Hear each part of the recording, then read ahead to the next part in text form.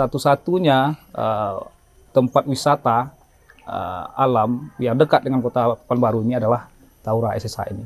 Nah, ini kawasan ini luasnya 6.172 hektar. Nah, kawasan Tahura SSH ini. Namun memang kalau tutupan hutan itu Pak Mundung memang kita tidak bisa pungkiri ya. Yang tutupan hutan itu sekitar 2.500 hektar. Nah, program Riau Hijau ini merupakan program Pak Gubernur pada saat mengawali masa tugas beliau. Jadi beliau melihat kondisi Provinsi Riau, kondisi pemanfaatan sumber daya alam di Provinsi Riau yang sangat berlimpah, tetapi pemikiran beliau itu bagaimana sumber daya alam ini bisa dikelola dan sustainable, jadi berkelanjutan. Harusnya misalnya Riau Hijau itu kan mengakselerasi itu, sehingga target pencapaian berapa? 1,2 juta hektar itu setidaknya ya dapat 30 atau 40%. Tapi realitanya kan belum ya, masih di bawah 20%. Karena masih sekitar berapa? 127.000 dari 1,2 juta hektar. Itu lalai dalam hal menyampaikan ini ke masyarakat bahwa Riau Hijau itu salah satunya adalah pengendalian kerusakan lingkungan. Pengendalian kerusakan alam. Dan apa lagi namanya kita harus membangunnya berwawasan lingkungan. Berwawasan lingkungan dan untuk keselamatan rakyat kita. Riau Hijau ini untuk keselamatan rakyat. Bicara tentang bagaimana ini dibumikan, semua orang di otaknya itu ada Riau Hijau. Ini kan jadi soal. Jadi nggak hanya di kelompok elit yang ada di birokrasi.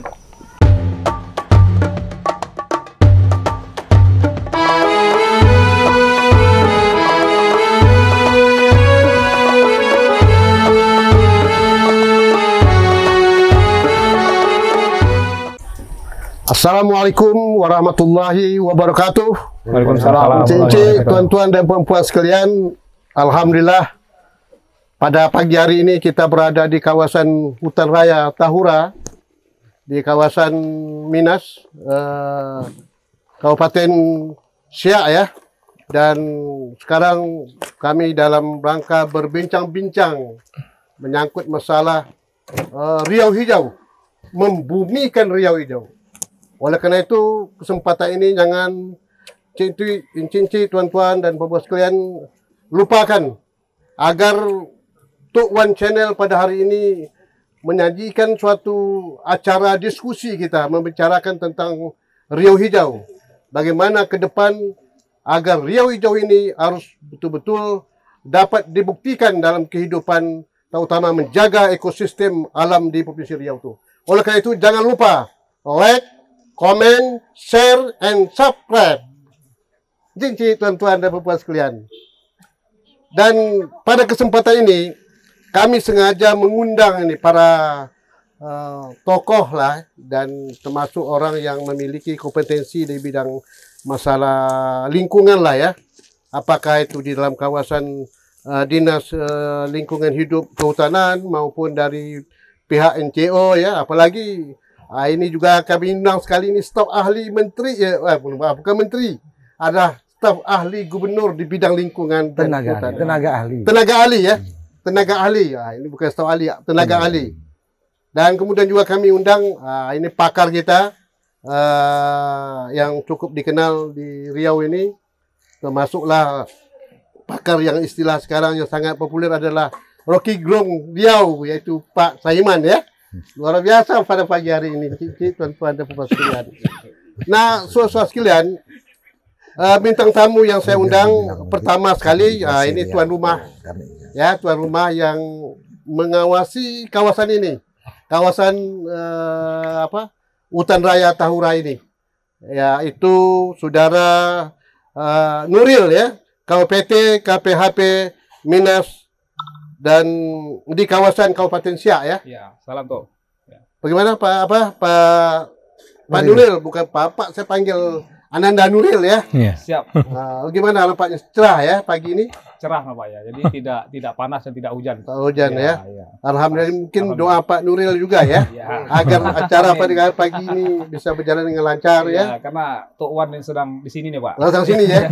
Perlu ada apa ya, semangat ya. Baik, di samping tuan rumah juga kami mengundang ini yang menyusun program Riau Hijau ini. Ini penting kan? Ya, kita tentu tahu mereka ini adalah pembantu gubernur. Karena program Riau Hijau ini merupakan program Pak Gubernur dalam RPJM D. Ini harus sukses. Sejauh mana nanti Bapeda mengimplementasikan dalam penyusunan program ini nanti. Kami undang yaitu Saudara Purnama Irwansyah. Assalamualaikum Pak Irwan. Waalaikumsalam warahmatullahi wabarakatuh. Gimana? Alhamdulillah sehat kok. Nampaknya Pak Purnama Irwansyah ini sunnah juga orang ya, serapi Pak Eda ya. Sama kita pakai ganggu ya. Nampak mukanya cerah ya. Orang kalau sunnah itu orangnya cerah orang. Tapi Pak Purnama ya. Nanti diminta. Kemudian juga kita mengundang NGO ini, ya ini penting. Karena biasanya NGO ini sering mengkritisi, ya, mana kelemahan apa kekurangannya. Kita undang dari Fitra ya, yang itu Triono. Bagaimana Pak Triono? Alhamdulillah sehat. Sehat ya. Padat acara ke Jakarta terus. Ke Jakarta terus ya. Orang penting ini ya mengawasi. Apa nih kawasan lindung ini Pak ya. Penganggaran ya terutama sekali. Bang Mundung. Mundung. Apalagi kita kenalkan juga. Ini suara Joni Setiawan Mundung ini ya. Yang cukup vokal juga. Bagaimana Pak Joni? Pak Mundungnya lah ya. Assalamualaikum Pak Mundung. Adinda aja Pak. Adinda. Waalaikumsalam warahmatullahi wabarakatuh. Salam sehat, salam sejahtera, salam lestari. Aduh, lanjutkan. Mari Pak Mundung ya. Pak Mundung ini orang yang kritisi. Tapi sekarang agak kurang kritik Pak ya. Kita mengkritik ke dalam. Ke dalam ya. Baik, tak keluar lagi ya. Baik Pak Mundung. Ini tak kalah penting juga. Kita mengundang pakar kita ya. Rocky Gerung di Riau ya. Yaitu Saudara Saiman Pak. Saiman. Assalamualaikum Pak Saiman. Waalaikumsalam warahmatullahi wabarakatuh. Gimana Pak Saiman? Alhamdulillah baik. Bapak santai aja ya Pak ya. Iya. Kadang-kadang bapaknya juga makan hati juga pada. Nak dikatakan tak sampai pula ya. Boleh katakan nyimpan dalam hati ya. Mungkin nanti bapak bisa curhat lah ke mana ke depan terhadap program hijau ini ya, Riau Hijau ini. Baik, Cincin, tuan-tuan dan perempuan sekalian, demikianlah beberapa tokoh kita tampilkan pada hari ini untuk menyampaikan pemikiran-pemikiran terhadap program Riau Hijau ini. Tapi sebelum ini diperdalam masalah Riau Hijau ini, kita minta dulu dengan saudara Nuril ya, sebagai KUPT ya di kawasan Tahura ini. Tentu ucapan selamat datanglah kami di sini, kemudian memperkenalkan bagaimana sebetulnya kondisi kawasan ini. Saya dulu Pak sering kemari ini waktu saya masih pejabat. Saya dulu kan berkuasa juga dari Riau ini kan. Menjadi wakil gubernur, pernah jadi gubernur kan. Saya pernah razia ini. Kawasan kita sudah habis Pak, hampir sekian ratus, bukan ribuan hektar. Dari 6.000 sekian dulu kan disiapkan hampir 20.000 lebih lah cara saya. Tapi sekarang sudah 6.100 kan.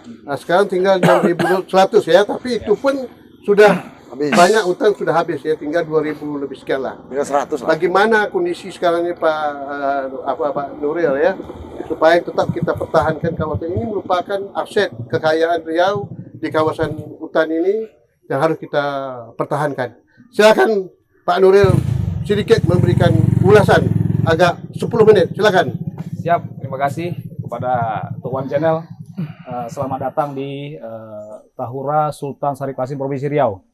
Alhamdulillah kami senang sekali Tuan Channel, kemudian juga ada Pak Purnama dan Pak Joni Setiamundung dan yang lainnya bisa datang ke Tahura ini dalam rangka kita silaturahmi lah Bu.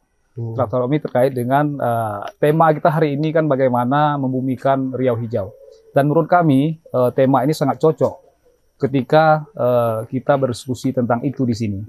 Nah, kami sampaikan bahwa Tahura ini merupakan kawasan pelestarian alam, artinya kawasan konservasi yang jaraknya itu sangat dekat dari Kota Pekanbaru, yaitu sekitar 23 kilo. Kemudian kalau dimenitkan sekitar nggak sampai 30 menit, Tuan. Artinya apa? Jadi satu-satunya tempat wisata alam yang dekat dengan Kota Pekanbaru ini adalah Tahura SSH ini. Nah, ini kawasan ini luasnya 6.172 hektar. Nah, kawasan Tahura SSH ini. Namun memang kalau tutupan hutan itu Pak Mundung memang kita tidak bisa pungkiri ya, yang tutupan hutan itu sekitar 2.500 hektar. Nah, sisanya itu memang sudah dalam bentuk ya perkebunan kelapa sawit. Tetapi ini tentu dari sejarah nanti Pak Purnama juga tahu lah ya, perkebunan ini juga bukan hanya datang dari pada saat setelah dibentuknya, tetapi sebelum dibentuknya perkebunan itu juga sudah ada. Masyarakat sudah ada di situ gitu kan. Nah, itu dari sekilas inilah. Nah, kawasan Tahura SSH ini merupakan kawasan konservasi yang tujuan pengelolaan itu adalah bagaimana mengoptimalkan pemanfaatan koleksi tumbuhan dan satwa liar, termasuk satwa yang dilindungi yang ada di sini.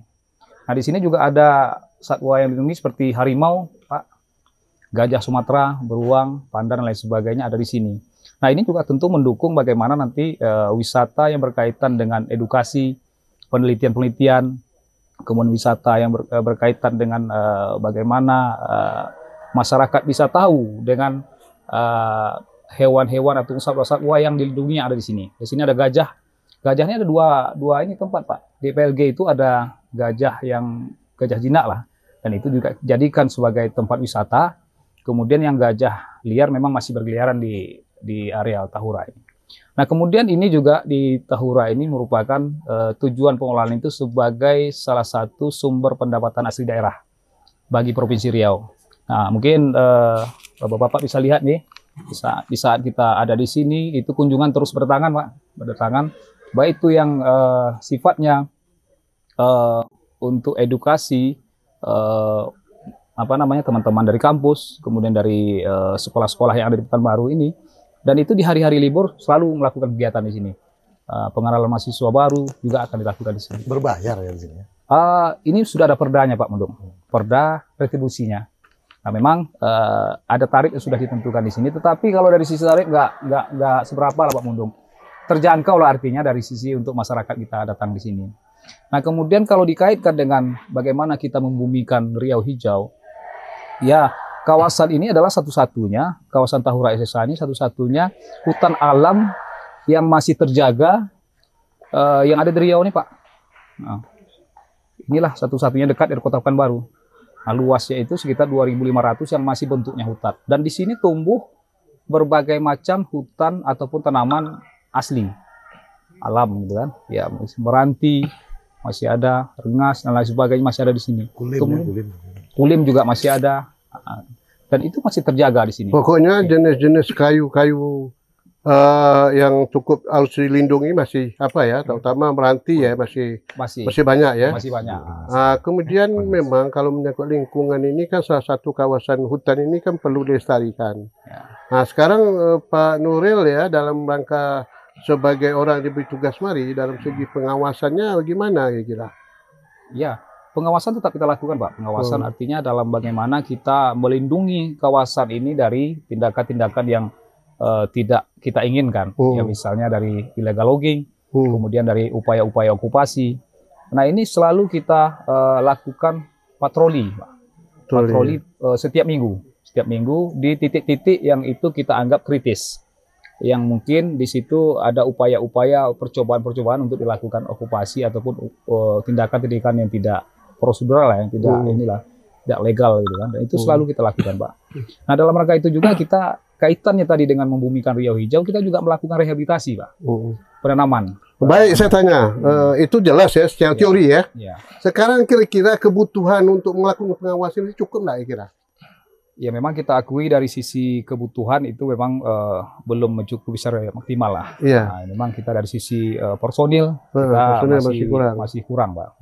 Gitu ya. Dan dari sisi penganggaran juga teman-teman juga tahu nanti ini ya kan. Yang menjadi pokok masalah yang dihadapi oleh Pak Nuril di lapangan apa? Ya, pertama terkait dengan perlindungan ini, Pak. Perlindungan kebutuhan personil, kemudian juga terkait dengan kebutuhan penganggaran ya. Karena kawasan yang harus dikelola ini harus dilindungi ini luasnya 6.170 hektar, Pak. Dan kami hari ini, mohon maaf mungkin dari sisi Polhut kita punya 5 orang nih Pak untuk menguasai 6.000 Yang di kawasan apa ini? yang ditugaskan di OPT KPHP OPT Minas ini. 6.105 orang. Nah, 5 orang. Seribu Mungkin atas, Pak kan? Mundung lebih 1.000 hektar ya satu Iya. orang. Iya. Oke, berarti masih minim sekali ya. ya, masih Kalau kita ingin menyelamatkan kawasan ini, Iya, perlu adanya pengawasan lebih ketat lagi. betul Pak. Dan begitu juga menjaga kelestarian alamnya kan. Iya. Nah, itu yang penting sekarang ya. Ini perlu adanya peningkatan pengawasan dan tentu personel. Ya. Nah, kalau personel tentu Biaya. biaya. Ini nanti Bapeda nanti coba sikapi itu. Kemudian Cincik tuan demikianlah tadi perkenalan dari KUPT Tahura di kawasan Minas Siak Seri Indrapura ini. Nah, kita tahu dan ini sudah menjadi suatu pembicaraan di dalam Provinsi Riau, terutama dalam program pemerintah daerah Provinsi Riau. Malah ini sudah masuk dalam RPJMD Gubernur Riau 2019-2024. 2019-2024. Ini kita lihat bahwa program Pak Gubernur ini luar biasa. Secara filosofisnya mengandung makna bahwa beliau diberi amanah. Kenapa? Kena menjaga alam ini amanah yang diberikan Allah kepada umat manusia. Supaya dijaga alam ini, perlu ada keseimbangan, jangan sampai alam dirusak. Oleh karena itu program Pak Gubernur ini luar biasa ini. Kalau ini diamati, diimplementasikan, semua yang terkait dengan ini mendapat pahala di surga nanti ini. Kalau ini betul-betul dihayati dan dilaksanakan. Kenapa? Ini menyangkut masalah lingkungan hidup. Ya tak? Ini menyangkut masalah lingkungan hidup. Nah, lingkungan hidup itu yang perlu diwaspadai, ada banyak permasalahan yang dihadapi. Menyangkut masalah polusi ya, udara, kemudian menyangkut masalah perubahan iklim, populasi, penimpasan sumber daya alam. Dan ini tak lepas kaitannya terhadap kebutuhan air kan ya. Daratan harus dijaga sebenarnya. Sungai, laut harus dijaga ya. Daratan harus dijaga, terutama sekali yang berkaitan dengan fauna dan floranya. Ini harus dijaga semua sekali ini. Ini menyangkut satu ekosistem. Nah, oleh karena itu program Pak Gubernur ini memang mendapat tantangan yang berat. Kenapa? Karena hutan kita sudah terjadi suatu deforestasi ya, kerusakan hutan. Ini akibat dulu eksploitasi dan kemudian konversi. Akibatnya ini terjadi pada hari. Oleh karena itu program Pak Gubernur mengembalikan balik alam itu supaya tetap menjaga ekosistem yang ada ini. Oleh karena itu program Pak Gubernur ini perlu kita sikapi secara arif dan nampaknya Pak Gubernur menekankan ini tidak bisa hanya satu instansi saja. Terutama ya mungkin kaitannya dengan Dinas Lingkungan Hidup dan Kehutanan tidak kan, tapi menyangkut lintas sektoral. Memiliki satu kolaborasi antara dinas satu dengan dinas yang lain. Nah, sekarang kita ingin tahu sejauh mana implementasi program Pak Gubernur ini, yaitu menuju Riau Hijau ini. Oleh karena itu kita minta Bapeda bisa membedah ini sedikit. Silakan Pak Purnama. Makasih Tuan, Bapak-bapak yang hadir di majelis kita ini.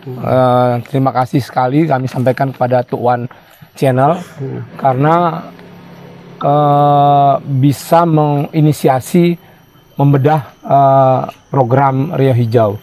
Nah, program Riau Hijau ini merupakan program Pak Gubernur pada saat mengawali masa tugas beliau.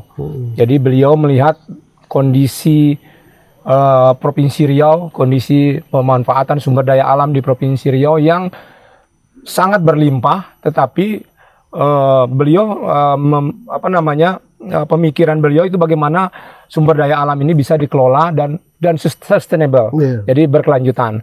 Nah, ini kami mendapat tugas pada saat awal-awal beliau bertugas untuk mengemas apa yang beliau pikirkan, apa yang beliau inginkan ke dalam suatu dokumen rencana. Nah, biar program beliau ini yang beliau inisiasi ini bisa dilaksanakan, maka harus masuk ke dalam dokumen rencana, dalam hal ini RPJMD. Kalau hanya menjadi dokumen rencana lepas dari dokumen rencana utama, maka itu tidak bisa dikawal. Nah, ini makanya kami dari Bapeda dengan beberapa OPD terkait, seluruh OPD malah kita mulai menyusun sejak beliau mengawali tugas. Jadi pertemuan intensif dengan sektor, kemudian dengan kabupaten kota, dengan kawan-kawan CSO, dengan dunia usaha. Ini kita laksanakan untuk mengidentifikasi permasalahan, karena kita ketahui bahwa daratan Riau ini dari 9 juta hektar seluruhnya tahun 86 ini kawasan hutan. Nah, kenapa dia disebut degradasi deforestasinya besar? Karena tidak ada sejengkal kawasan hutan, daratan Riau itu tidak masuk kawasan hutan. Sekarang berapa jumlah kawasan hutan di Riau ini? 5,4 juta hektar. Masih 60%, Pak. Jadi masih kita kan berada di dalam daratan yang tidak berpenghuni, yang berpenghuni, bukan daratan yang kosong. Jadi untuk memulai mengelola, menertibkan, tentu ini perlu usaha yang besar. Nah, beliau ingin bagaimana ini kita buat fondasi yang kuat ke depan, karena tidak bisa diselesaikan hanya dalam jangka 5 atau 10 tahun, tidak bisa. Karena dari sisi kita merencanakan itu, ini kita long term untuk membangunnya, Pak. Jadi kita pertama sepakat dulu, kami minta pandangan Pak Gubernur, biar kita sama persepsi dulu. Apa definisi Riau Hijau dulu? Jadi jangan sampai kemana-mana kita harus samakan dulu persepsinya. Ya, jadi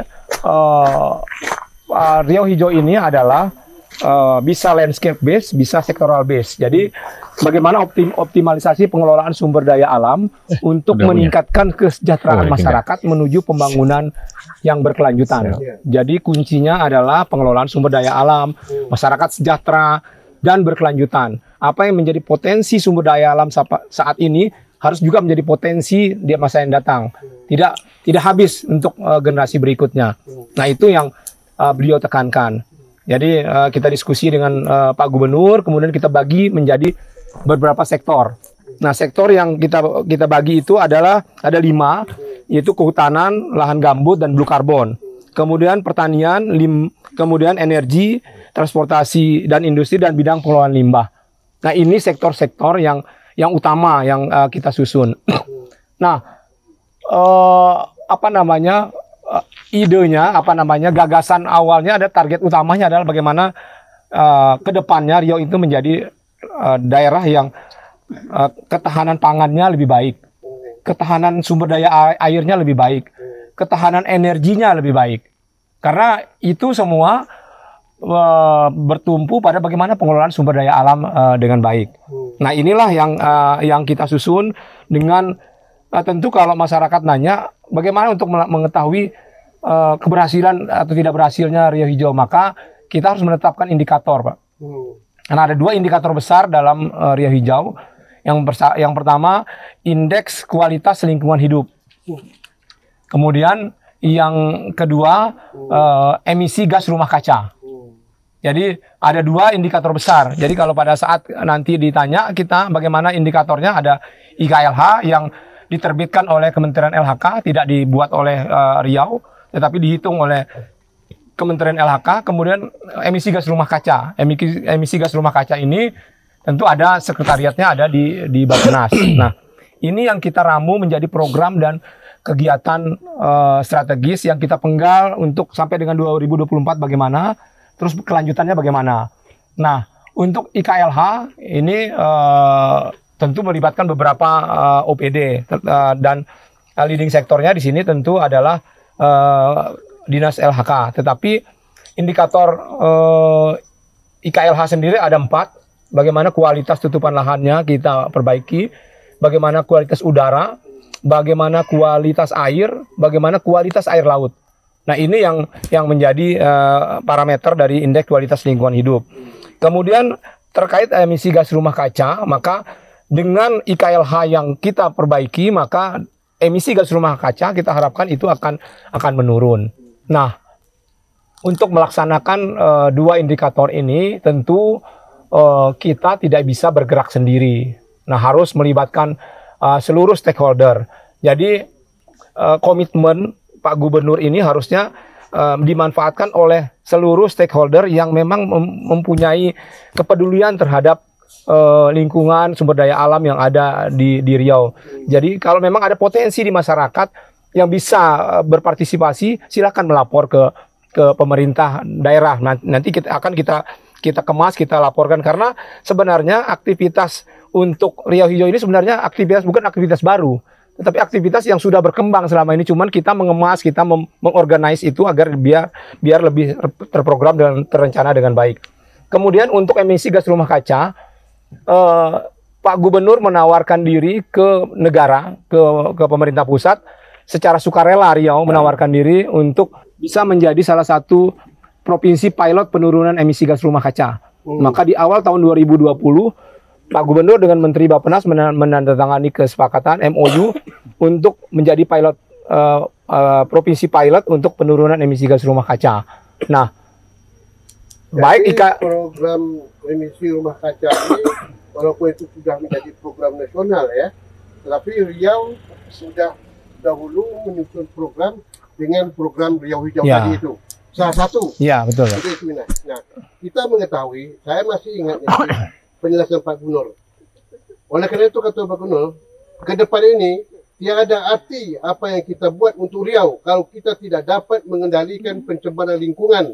Sekaligus juga semua kegiatan usaha yang ada di sini harus mengedepankan wawasan lingkungan, kata Gubernur. Nah, sekarang dalam rangka wawasan lingkungan yang Bapak cerita tadi itu, bagaimana implementasinya di kalangan lingkungan dinas yang terkait. Ya. Ini kan perlu. Ya. Jadi Bapeda kan tidak hanya sekedar menyusun rencananya, tapi bagaimana OPD-OPD yang terkait dalam mengimplementasikan program Pak Gubernur. Silakan. Terima kasih, Tuh. Jadi terkait dengan membuka wawasan masyarakat, menyamakan wawasan masyarakat, kita tidak bisa secara sporadis. Jadi kita harus kembangkan dari dasar, dari pondasi. Nah, terkait dengan Riau Hijau, maka kita harus menciptakan generasi hijau. Generasi hijau artinya dari mulai anak sekolah pada masa Pak Gubernur ini sampai ke depannya sudah menjadi generasi yang memperhatikan lingkungan hidup. Jadi kita berdasarkan diskusi dengan LAM pada saat itu dengan Mendiang Al-Azhar, kita diskusi bagaimana ini menciptakan generasi.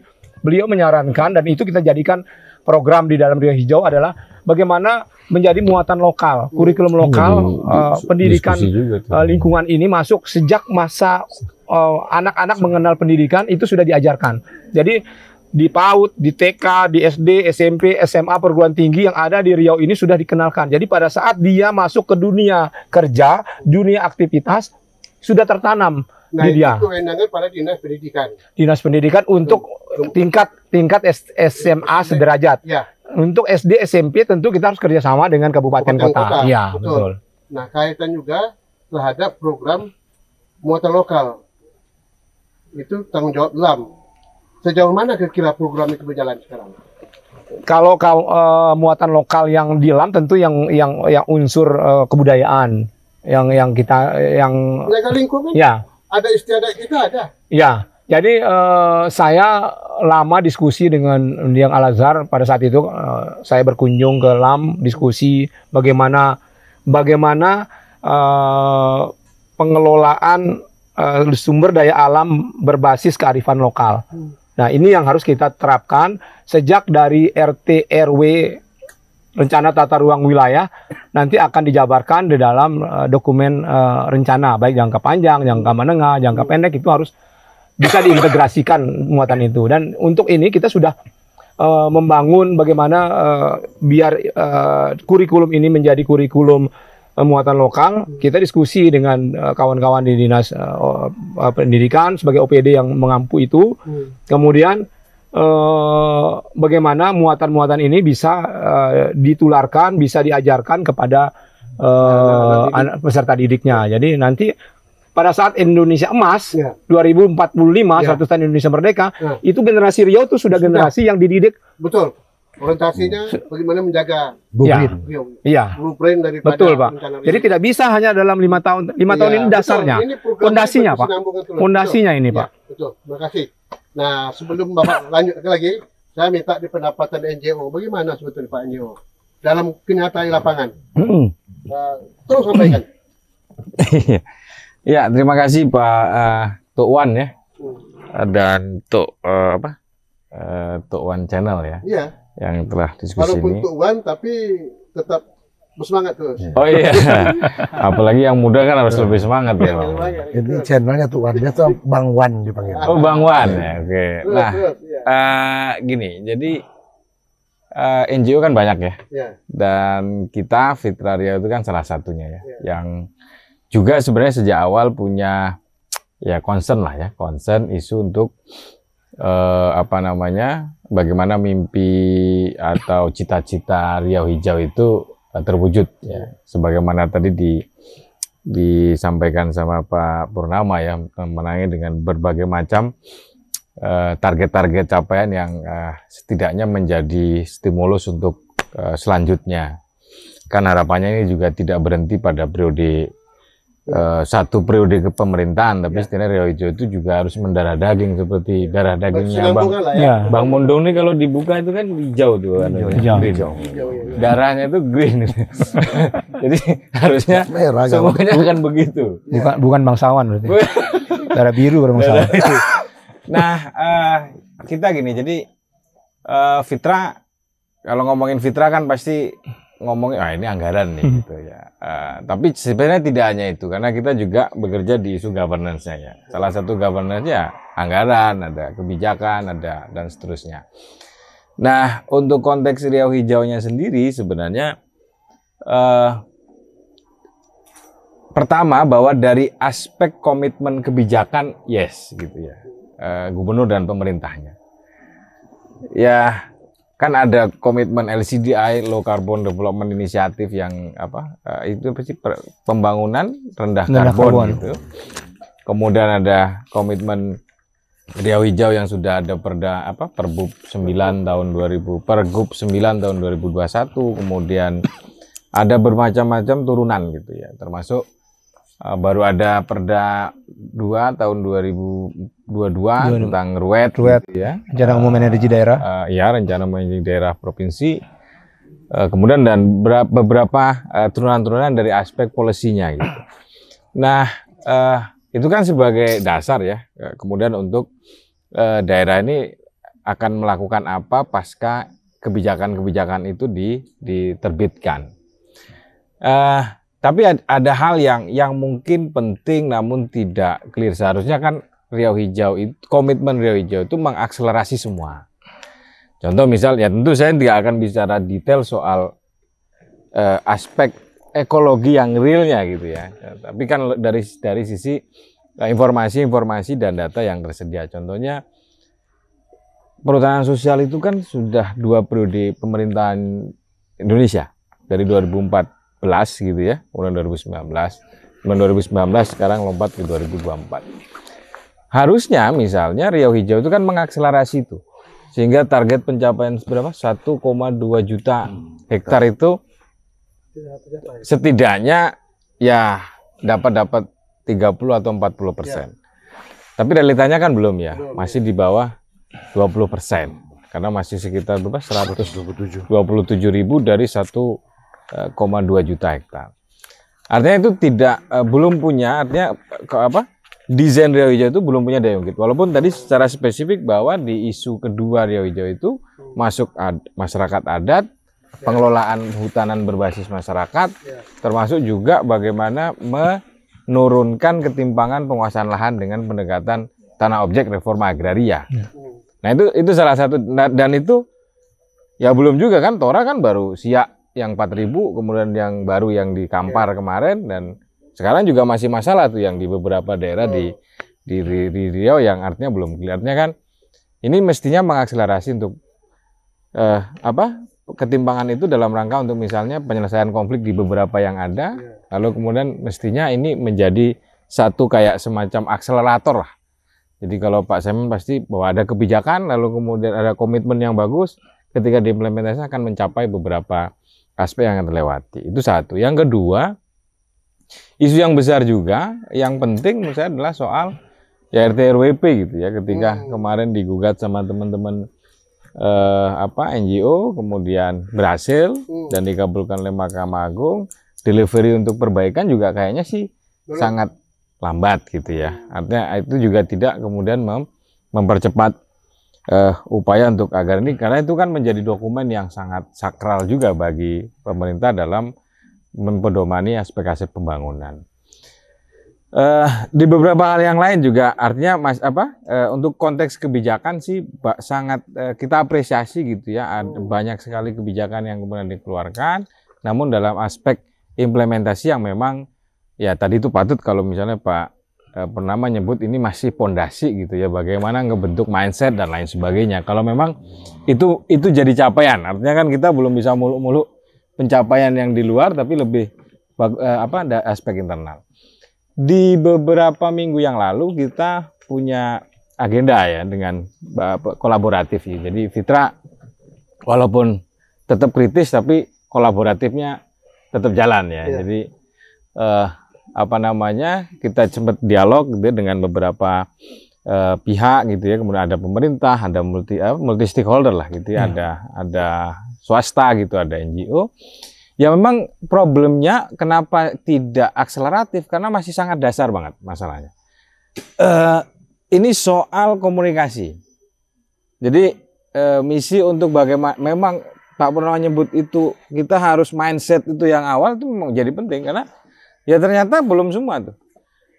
Mungkin Pak Nuril nggak ngerti juga isinya Rio Hijau itu kayak mana yang dirancang sama Bapeda. Ini problem gitu. Jadi yang mestinya juga harus jadi harus ada share misinya itu penting ya. Share misi, share visi dari kepala daerah ke teknis-teknis sampai baru kita ngomongin ke community, masyarakat sebagai yang memang menjadi target. Dan paradigma masyarakat itu juga. yang menurut saya yang menjadi pondasi yang saat ini belum ada, karena masih ngomongin kita nggak tahu tuh Rio Hijau, apalagi konteksnya daerah. Nah, masih lah belum, udah habis. Kira-kira masih ada lagi, silakan. Oke, nah yang kedua problem dasarnya ini nyambung dengan Pak Nuril tadi. Ya kan kebijakan untuk implementasi butuh duit tadi ya, jadi anggaran. Nah, sejauh ini kan ini sesuatu yang akan dibuat secara luar biasa, tapi pendekatan implementasinya masih bisnis as usual. Jadi masih programatik, masih ya ikuti proses kemudian ini, dan penilaian kita itu belum ada kayak lompatan-lompatan strategi yang memang ingin dibangun, khususnya dari aspek misalnya kebijakan pendanaan. Kerjasama pemerintah dengan eksternal juga belum kuat ya untuk pendanaan ini. Kolaborasi pendanaan misalnya dari yang banyak ditawarkan dari Global Fund, dari yang kemudian belum bisa dibangun. Dan termasuk bagaimana daerah itu juga mengimprovisasi itu juga belum ada. Contohnya kita punya satu ide yang sampai sekarang Pak Purnama belum mau ngelaksanain gitu ya. Misalnya ini juga kaitannya dengan kolaboratif isu antara provinsi, kabupaten gitu ya. Karena kan nggak mungkin provinsi, karena wilayahnya kan kayak Tahura ini kan adanya di Siak. Walaupun secara kewenangannya kabupaten, yang ngurusi masyarakatnya kan Pemda, bukan yang ngurusi masyarakatnya, bukan provinsi kan kira-kira gitu. Provinsi ngurusi harimaunya, hutannya dan lain sebagainya. Nah, kolaborasi itu kan mesti terbangun dari Nah, saya 3 kali dengerin rapat konsultasi RKP yang di forum besarnya ya. Kalau mungkin forum kecil-kecilnya ada. Di forum besarnya Pak Wan nggak pernah ngomongin soal ini kan, Rio Hijau dalam forum konteks yang musrembang kah, nyusun RKP, musrembang RKP atau konsultasi RKP. Isu Rio Hijaunya hilang, Pak. Jadi tidak terkampanyekan secara baik. Apalagi kan sebenarnya itu menjadi momen-momen penting ketika daerah mesti harus distribusi tuh informasi itu ke kabupaten-kabupaten untuk mensinkronis kebijakan program dan lain sebagainya. Nah, tentu penting untuk distimulus dengan pendekatan itu. Kan sekarang ada bantuan keuangan provinsi ke kabupaten. Itu pendekatannya kan infrastruktur, pendidikan, kesehatan yang masih based on layanan dasar. Bantuan pembangunan desa. Termasuk ya sekarang ada bantuan pembangunan desa dan seterusnya. BKK. Nah, ide kita adalah bagaimana kemudian ini dievaluasi dan diimprovisasi dengan pendekatan ekologinya juga mesti jadi hal penting untuk dijadikan sebagai dasar dalam memberikan bantuan keuangan. Kalau misalnya contoh kayak Pelalawan, kayak Indragiri Hulu misalnya, atau Siak misalnya yang sudah punya kebijakan hijau dan lain sebagainya, tentu ada penilaian-penilaian khusus. Termasuk misalnya ketika Pak Purnama Bapeda Provinsi melakukan evaluasi pembangunan di daerah, kabupaten, itu setidaknya isu-isu lingkungan itu menjadi sangat penting untuk dilihat sebagai penilaian provinsi terhadap kabupaten. Nah itu sama sepertinya Pak Samsuar mesti harus ngasih dana insentif kabupaten dari lingkungan hidup. Sama seperti pusat ngasih DID ke provinsi atau ke kabupaten. Jadi Pak Gubernur mesti harus nyisakan uang atau menyisihkan uang APBD-nya itu dijadikan sebagai dana insentifnya provinsi ke kabupaten melalui skema bantuan keuangan. Bukan hanya provinsi, kita minta dari pusat juga, Pak. Ya, nah pusat harus ada concern juga terhadap benar. ini. Nah sekarang di pusat itu bahkan distribusi DBH di Undang-Undang KPD, tapi memang sekarang saya nggak ngerti berjalan belum, tapi undang-undangnya jelas. Minyak itu, atau misalnya minyak lah ya contohnya, itu 90% dibagi dengan proporsi-proporsi yang tadi itu ada 3%, 15,5%. Nah yang 10% itu dibagi dengan pendekatan insentif. Insentifnya itu berkaitan dengan pendapatan daerah terhadap penerimaan pajak dan dalam rangka untuk insentif terhadap pengurangan dampak eksternalitas negatif. Artinya daerah-daerah yang punya misalnya EKLH-nya bagus, paling dia menggunakan pendekatan itu ya. Termasuk sekarang dana insentif pusat yang ke daerah itu juga sebagian dilakukan dengan pendekatan insentif daerah. Nah, artinya mainstreaming itu sudah ada, cuman belum spesifik penganggarannya. Hanya dengan contoh kayak pusat kan ada ngasih DAK untuk lingkungan hidup.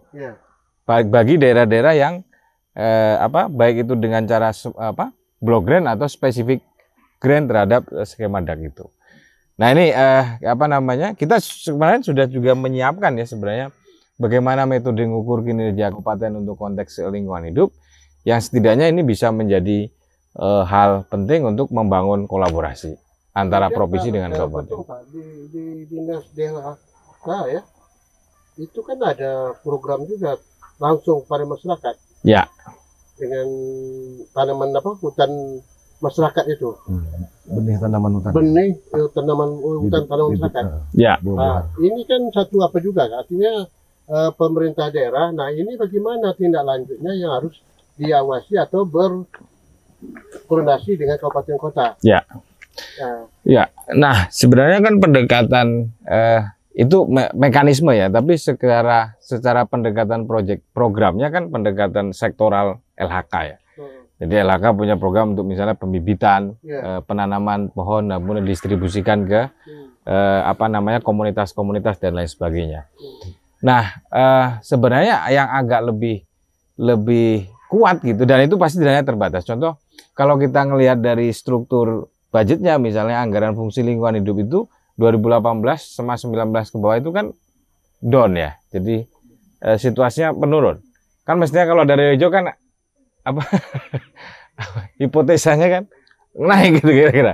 Tapi ini justru menurun, walaupun ada aspek-aspek yang lain ya, misalnya pendapatan turun dan lain sebagainya, atau belanjanya turun. Itu menyangkut masalah kondisi keuangan negara. Iya, kondisi keuangan negara. Bisa juga kita benar. Itu.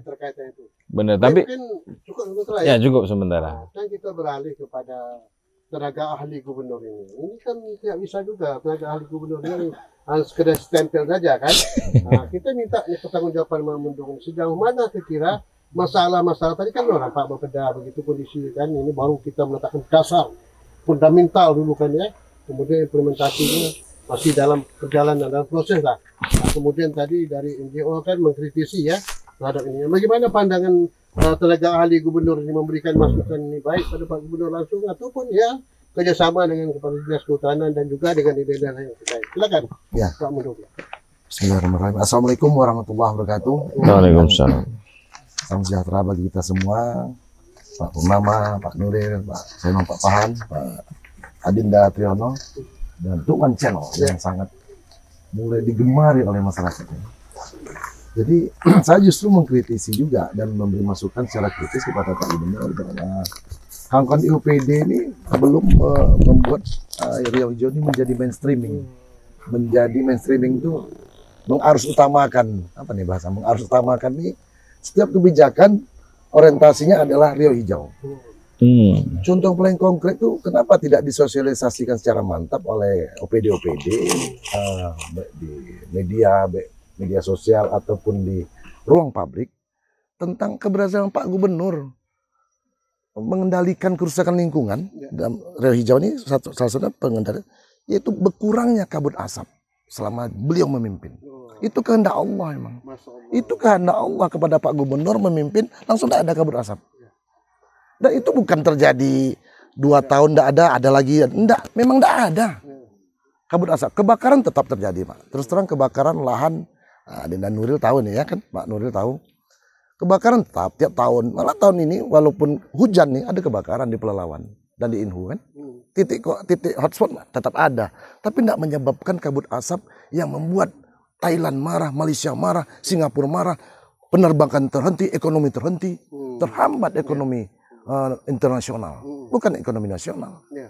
Nah ini kan karena itu suatu prestasi besar dan kalau bisa loncatan, ini loncatan yang luar biasa dan kawan-kawan NGO dan masyarakat juga mengakui itu sebetulnya.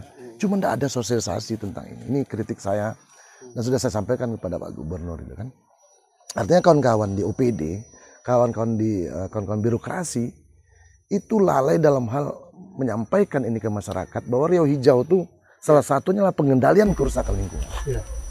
Pengendalian kerusakan alam. Dan apa lagi namanya kita harus membangunnya berwawasan lingkungan. Berwawasan lingkungan dan untuk keselamatan rakyat kita. Riau Hijau ini untuk keselamatan rakyat. Yang selama ini pemerintahan sebelumnya ini rakyat tidak selamat. Ada kabut asap kan tidak selamat rakyat. Nah, apakah sudah disampaikan ini?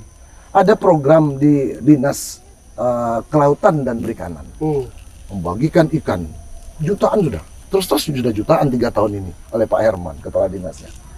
Tapi apakah itu kan ekonomi hijau untuk masyarakat yang sungainya sudah tercemar dengan peti, dengan limbah, dengan pupuk kimiawi yang masuk ke sungai langsung, terjadi abrasi bibir sungai, terjadi abrasi pantai yang luar biasa sebetulnya.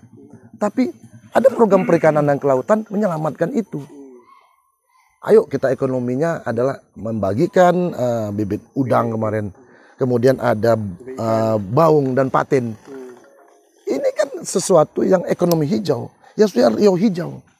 Kemudian dinas di SDM tidak sadar bahwa mereka sedang melakukan Riau Hijau juga. Gitu. Nah ini Pak Purnama saya pikir belum dibumikan ini. Pas sekali Tok Channel membuat judulnya membumikan ini. Kalau kita dalam pemerintahan mengintegrasikan ini, kalau kami di pertanian tuh di kehutanan intensifikasi, diversifikasi, gitu ya. Itu, nah ini kan aneh ya, Pak Gub sudah Riau Hijau menjadi mainstreaming, kemudian ada RPJMD, kemudian ini kan tentang optimalisasi pengelolaan sumber daya alam. Artinya pemerintahan sekarang melihat belum optimal dulu Pak Purnama.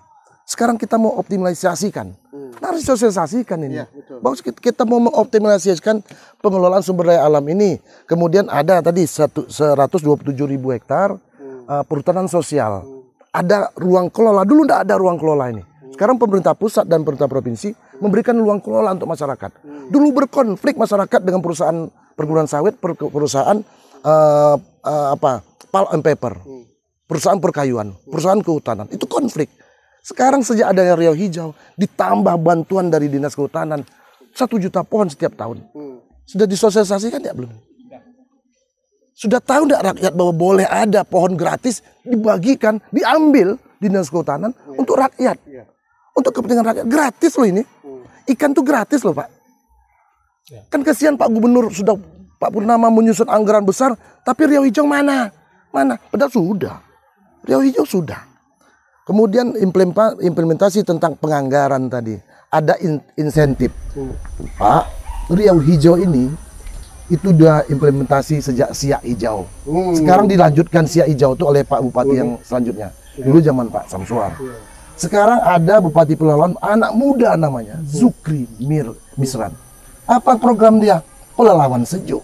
Kemudian ada Rezita mulai nih perhatian terhadap sungai, terhadap masyarakat adat.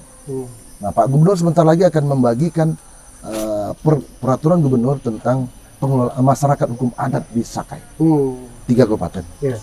Itu tentang hak pengelolaan. Itu kan Riau Hijau. Hak pengelolaan ketika dulu tidak ada akses, sekarang sudah ada akses. Dulu tidak diakui, sekarang Pak Gubernur udah ngakui. Dan itu diperjuangkan. Diperjuangkan, tidak ada pergubnya. Kebijakannya melalui Perda nomor 14 tahun 2018 ya, atau terbalik ini. Saya lupa, kalau Perda lupa. Tapi yang jelas ada peraturan daerah, ada peraturan gubernur tentang hal itu, tentang pengakuan masyarakat hukum adat.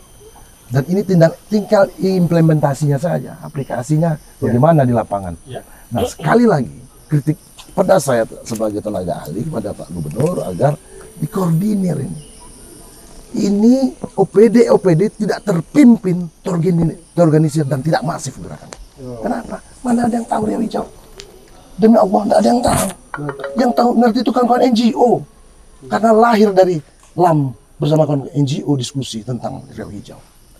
Nah, sekarang Riau Hijau itu bukan nyata, oh nih kita jadikan hijau, ada penanaman. Enggak. Riau itu mainstreaming. Pak Saiman tolong jelaskan mainstreaming ini apa secara psikologi. Harus utamakan kebijakan kita tentang tata ruang Riau Hijau, tentang Riau berkelanjutan, pembangunan berkelanjutan, optimalisasi sumber daya alam untuk kesejahteraan rakyat, Pak. Dalam konsepnya optimalisasi sumber daya alam dikelola dengan baik untuk kesejahteraan rakyat. Lebih tajam lagi untuk keselamatan rakyat dari bencana-bencana alam ekologis ini. Kemudian ujung-ujungnya agar menuju pembangunan Riau berkelanjutan. Itu Riau Hijau. Intinya itu. Ini ada kata kunci kesejahteraan rakyat dan keselamatan rakyat. Tolong sampaikan OPD-OPD ini tentang hal itu. Riau Hijau itu apa? Untuk keselamatan rakyat, gitu aja. Untuk kesejahteraan. Nah, ini kan tidak sampai ke rakyat. Rakyat tuh mau, nih ya, pohon mana? Mana buah-buahan itu? Mana ikan itu? Mana BKK itu? Bantuan sudah ada. Itu Riau Hijau itu bantuan keuangan itu 20 juta itu untuk pencegahan pencegahan bencana alam di desa-desa. Dari 100 juta ada yang 120 juta. Pak Saiman nih tenaga ahli bidang Pemdes juga. Itu langsung ke rakyat, Pak. Cuman kepala desa dan kepala dinas PMD mensosialisasikan enggak? Dulu, Pak. Ini mohon maaf, mungkin sederhana dan pikiran saya sangat kecil ini, tapi bermanfaat. Dulu setiap bantuan BKK masuk ke desa, itu ada spanduk dari pemerintah provinsi, ada dari gubernur. Sekarang nggak ada lagi, Pak. Nggak ada lagi spanduk itu. Rakyat nggak tahu ada BKK sekarang. Rupanya BKK-nya sudah 120 juta, 100 juta, ada yang 200 juta. Jadi pokoknya OPD itu harus memiliki suatu mindset, cara berpikir mereka, bagaimana mengimplementasikan nilai-nilai yang terprogram dalam. Iya, contoh yang paling konkret sekarang, untuk izin pasir, itu serahkan ke provinsi sekarang.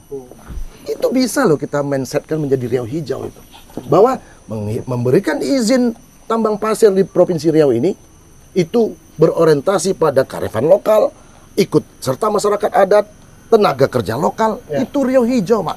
Itu implementasi. Kemudian, kita tidak nyangka bahwa tahfiz Quran digerakkan oleh Pak Gubernur, membantu tahfiz Quran, membantu Al-Quran kemana-mana, kemudian membangun rumah Quran. Itu Riau Hijau, Pak. Karena orientasi alam ini, keseimbangan alam itu karena Allah ada dalam Al-Quran, Pak. Ayat Quran. Allah jadikan siang dan malam perputaran. Masya Allah, lebih tahu tuh. Oke, Pak. Itu dia. Pak Mundung ini. Satu lagi, Pak, ada Bank Riau Kepri Syariah. Iya. Ketika dia mengeluarkan kredit nanti, ya, mengeluarkan kredit tentu berorientasi syariah. Yang pro lingkungan hidup, yang tidak merusak kita bantu. Ada orientasinya umpamanya sawitnya hanya sekian hektar, kita bantu untuk masyarakat kecil. Itu Riau Hijau, Pak. Oke, Pak. Fastabiqul khairat. Assalamualaikum warahmatullahi wabarakatuh. Ini kalau diberi kesempatan sampai 3 jam tak habis ya, kemudian kita lanjut ini. Ini pemerhati atau pengamat ya. Nah, ini penting pengamat nih. Pak Saiman tadi sudah dengar kan? Baik dari OPT, KKPH, kemudian begitu Bepeda tadi, kemudian dari NGO dan apalagi kawannya Pak Saiman yang paling dekat sekali ya. Bagaimana Bapak mengamati bagaimana sebetulnya implementasi program Riau Hijau. Kita menuju Pak membumikan Riau Hijau. Bagaimana pandangan Bapak sebagai politisi lah ya? Oh, bukan Akademisi. politisi, Pak. Kalau politisi itu dia aktif di Aktif, ya? kegiatan politik partai, Ya, ini ilmuwan politik. kebijakan politik. Ya. Dari kampus soalnya Kampus, perguruan tinggi iya, kan. iya. Kebijakan lah ya. Pengamat Kajian politik. usaha kebijakan. Silakan. Oke, baik. Makasih Tukuan Channel ya, Pak Wan Abu Bakar sebagai host Ya. di rumah Tukuan Channel. Tadi Bang Nuril, terus Bang Purnama, ada Triono dan Mundung. Jadi buat teman-teman yang ada di Provinsi Riau dan pengamat yang concern pada soal lingkungan, saya diajak memang kemarin untuk bicara tentang membumikan Riau Hijau. Nah, tadi di awal saya dari Bang Purnama karena beliau jadi semacam alat bagi pemerintah untuk mendesain bagaimana kemudian Riau Hijau itu ada dalam dokumen perencanaan, jadi semacam program. Bicara banyak hal sangat teknis. Kemudian Triono juga mulai naik ke atas sedikit. Dia mulai naik ke atas untuk melihat bagaimana interkorelasi di antara pemangku kepentingan itu, kemudian mulai baca tarik menarik di relasi kekuasaan, dan terakhir Mundung bicara tentang strukturasi ide. Bagaimana ini kemudian kalau mau ditarik Riau Hijau itu jangan elitis, tapi kemudian dia membumi sesuai dengan tema diskusi siang ini. Jadi harus ada semacam strukturasi ide, kata Anthony Giddens, untuk bicara tentang bagaimana ini dibumikan semua orang di otaknya itu ada Riau Hijau. Ini kan jadi soal. Jadi nggak hanya di kelompok elit yang ada di birokrasi. Birokrasi juga nggak semua ternyata, polarisasinya juga cukup banyak. Nah, saya ingin berangkat pada pemahaman awal tentang Riau Hijau. Ini kan kita bicara Riau Hijau. Nah, ketika kita tarik ke atas, maka sebenarnya bicara tentang politik hijau, ini kan terminologi awal yang coba dibangun oleh penggiat-penggiat maupun aktor-aktor state pada level negara untuk mendiskusikan bahwa aspek lingkungan itu menjadi penting di awal. Nah, jadi kalau kita mau tarik di awal, negara-negara Eropa misalnya, di pasca Perang Dunia Kedua, jadi Perang Dunia Pertama, Perang Dunia Kedua, lalu pasca Perang Dunia Kedua, ini soal lingkungan hidup itu kemudian menjadi perhatian oleh semua orang, termasuk negara-negara Eropa. Jadi inisiator atau inisiatif dari terbentuknya misalnya pertemuan negara di dunia terkait dengan isu lingkungan itu di awal tahun 70-an. 70-an mereka mulai berinisiatif atas dasar bahwa sumber alam, ekologis dan lain sebagainya itu mulai berantakan di seluruh dunia. Lalu mereka berusaha untuk kumpul dalam sebuah perhimpunan dihadiri oleh ribuan orang, sekitar 6.000, dan dihadiri oleh 163 delegasi negara hadir dalam pertemuan awal membincangkan tentang isu lingkungan hidup. Nah, itu ada 138 negara delegasi yang hadir untuk membincangkan bagaimana masa depan lingkungan hidup di dunia. Nah, mulai dari situ itu pertemuan de Rio kalau nggak salah. Rio di Jenever. Pertemuan de Rio ya. Nah, itu 82. titik awal di mana negara di dunia itu bicara tentang environmental ethics. Jadi masalah lingkungan itu mereka bahas di sana tuh. Nah, dari situ kemudian negara-negara Eropa itu mulai bicara secara teknis bagaimana misalnya isu lingkungan itu menjadi poin penting dalam aspek percepatan tadi akselerasi bahasa Triono tuh. Percepatan pertumbuhan ekonomi.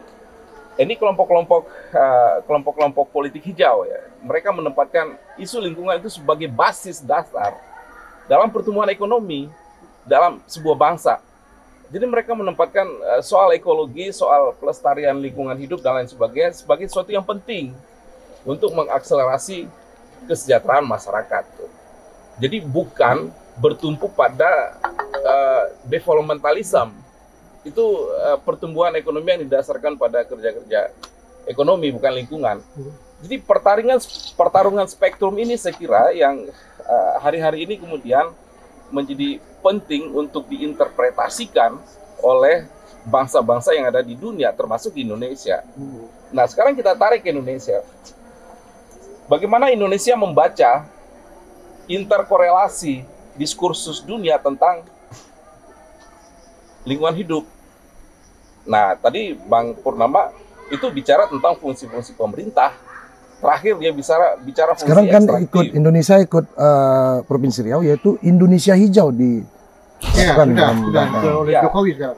Ya, itu kan kemudian bagaimana Indonesia sebagai sebuah entitas negara itu membaca realitas yang didiskusikan oleh negara-negara di dunia. Indonesia membaca itu bahwa lingkungan itu menjadi aspek penting sehingga kemudian dia harus diturunkan dalam fungsi-fungsi pemerintah. Nah, salah satu tadi fungsi yang disebutkan itu fungsi ekstraktif. Bagaimana mengekstraksi realitas lingkungan hidup itu menjadi sebuah produk kebijakan. Nah, itu tadi dia bicara itu. Ya. Itu kan. Nah, kemudian juga yang paling penting terkait dengan Riau Hijau itu, saya kira tadi betul bahwa ada semacam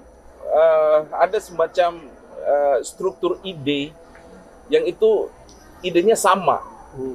Jadi Riau Hijau itu nggak hanya berhenti pada kepala atau otaknya elit, tapi dia juga masyarakat yang datang kemari itu dia harus sadar bahwa dia butuh, tidak hanya Riau Hijau itu tidak hanya sekedar entitas pohon-pohon begini ya. Ya, betul. Enggak hanya sekedar itu Riau Hijau. Baik, jadi bukan berarti Riau Hijau itu menanam pohon saja. Yes. Tapi menyangkut semua aspek yang terkait dengan lingkungan. Jauh lebih fundamental, dia ditempatkan sebagai akselerasi pensejahteraan Ya, rakyat. karena itu. Ya. Dan keselamatan juga. Ya, itu Keselamatan dia. lingkungan. Baik, Ya. ini pakar kita cukup sangat mendalam cara berpikirnya. Kemudian saya minta dengan Bapak Dhani, stressing aja Pak, memberikan press comment. Kira-kira dalam penukikan program kita ke depannya, apa yang diharapkan tadi dari semua yang disampaikan oleh narasumber tadi, kira-kira bagaimana Bapak Dhani menanggapi ini?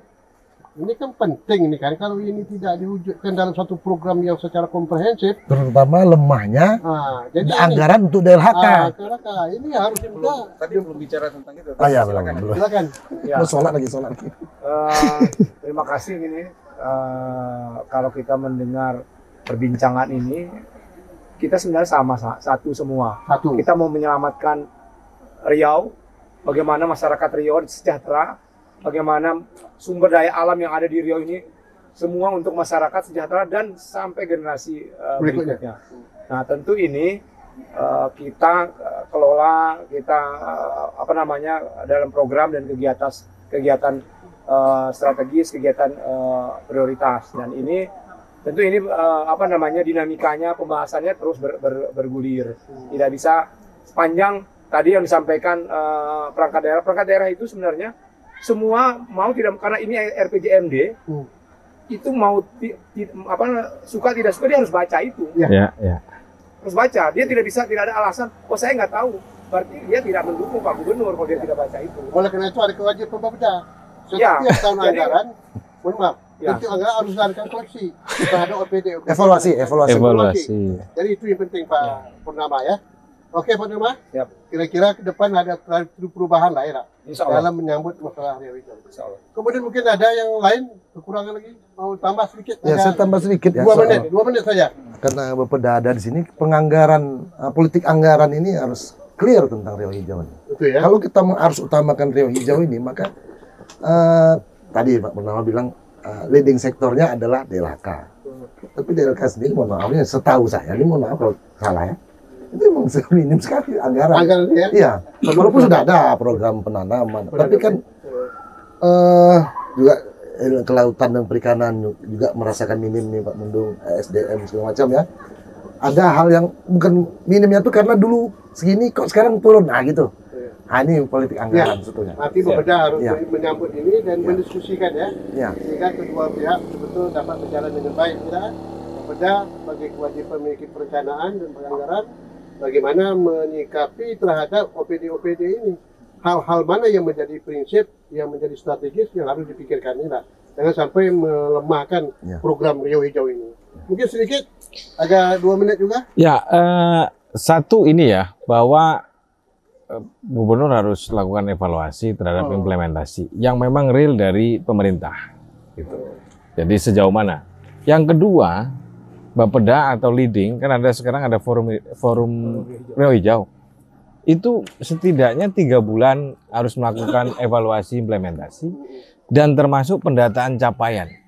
Jadi bahan informasi yang akan disampaikan oleh pemerintah yang menurut saran dari tenaga ahli kan yang menyampaikan ke publik mestinya ya. Makanya kita guide wawancara kan, ini kan publik kan, ini kan publik. Itu setidaknya datanya baru. Apa saja programnya, capaiannya apa saja, lalu kemudian ini relevansi terhadap kesejahteraan apa, peningkatan ekonomi apa, dan ekologinya bagaimana. Yang ketiga adalah insentif fiskal berbasis ekologi perlu dilakukan oleh gubernur ke bupati-bupati di kabupaten. Oke, terima kasih. Mungkin Pak Gubernur ada sedikit menyangkut kawasan ini kira yang harus disampaikan melalui di LHK kan? Silakan. Jadi agak 2 menit saja. baik, saya tertarik lagi dengan apa yang disampaikan Pak Mundung tadi. Itu Riau Hijau itu harus mendarat ke bawah, bukan hanya di level elit. Dan itu saya sepakat sekali. Nah, saya tarik ke lingkup yang kecil. Lingkup kecilnya adalah UPT KPH Timnas Tahura yang hari ini punya areal 6.170 hektar. Dan ini sudah bentuknya hijau. Nah, kaitannya juga dengan disampaikan Pak Saiman tadi. Bagaimana ini berkaitan dengan kebijakan lingkungan. Kebijakan lingkungan itu kan artinya Sustainable Development Goal, artinya keberlanjutan. Nah, tadi dikaitkan juga dengan apa yang disampaikan Bapeda itu adalah bagaimana menciptakan fondasi. Nah, ini adalah satu tempat, untuk kita berfondasi. Bagaimana anak-anak SD, anak SMP, anak-anak mahasiswa datang ke sini mengenalkan kepada konsep-konsep Riau Hijau itu sehingga ini akan jadi penerusan. Dan lagi bukan hanya di kawasan Tahura aja, Betul. belum perlu termasuk kawasan-kawasan Tanjung yang lainnya. Iya. Banyak di Riau ini kan. Betul. Apakah di Negeri Hulu, di Kampar, di Bengkalis ya, Iya. kawasan apa namanya wisata apa ini apa Mega Satwa ya. Iya. Itu ya. Dan Ini kan satu hal juga yang sudah makin terkikis ya. Betul. Akibat tadi itu betul. Dan satu lagi Pak, ini adalah program kebijakan yang digalakkan oleh Pak Gubernur. Ini harus didukung oleh semua pihak. Ya. Ini kan kawasan konservasi dan Ya. bukan hanya tanggung jawab pemerintah daerah, tapi itu juga tanggung jawab semua pihak. Oke. Terima kasih Pak. Mungkin apakah Bapak kira bisa mengambil kesimpulan Pak dalam pertemuan hari ini yang akan nanti diimplementasikan dalam perencanaan Bapeda ke depan? Kita akan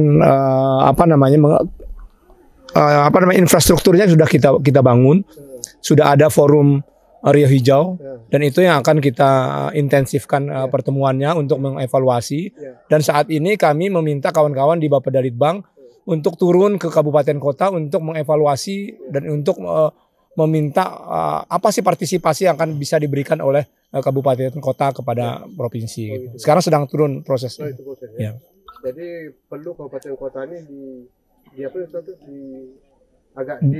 Diajak bersama-sama juga, ya, berkolaborasi ya. Dalam perencanaan ini. Jangan hanya pihak provinsi Riau aja kan? Tidak bisa bahkan, tapi yang punya wilayah itu kabupaten kota. Namanya Provinsi Riau yang meliputi 12 kabupaten kota. Itu bukan tanggung-tanggung itu. Oke Pak. Saya menikah tak beri satu lepung. Pak juga silakan. Apa yang kira Pak? Tapi jangan lama-lama Pak. Iya. Jadi satu hal lagi saya kira yang jadi penting itu adalah membawa pikiran ekologis itu ke lembaga legislatif tuh. Karena kalau kita bicara sistem pemerintahan maka Riau Hijau khawatirnya hanya menjadi program, dia menjadi hanya kecil. Nah, kita ingin ini sampai menjadi norma, menjadi nilai dan kepercayaan kita bahwa membawa masyarakat sejahtera itu adalah dengan mengedepankan ekologis. Oke, merubah paradigma berpikir kita Yes. ke depan ya. Oke, Bapak-bapak, tuan-tuan, cincin, bapak sekalian, demikianlah tadi kita dengar ya para narasumber menyampaikan pemikiran-pemikiran terhadap membumikan Riau Hijau. Dan ini merupakan program yang sangat strategis bagi kemajuan masyarakat kita bertemadun Melayu di Riau ini. Oleh karena itu silakanlah Jinci, tuan-tuan menyimpulkan apa disampaikan oleh narasumber tadi. Kami hanya cukup demikian. Oleh karena itu jangan lupa yaitu like, comment, share, and subscribe. Assalamualaikum warahmatullahi wabarakatuh. Waalaikumsalam warahmatullahi wabarakatuh.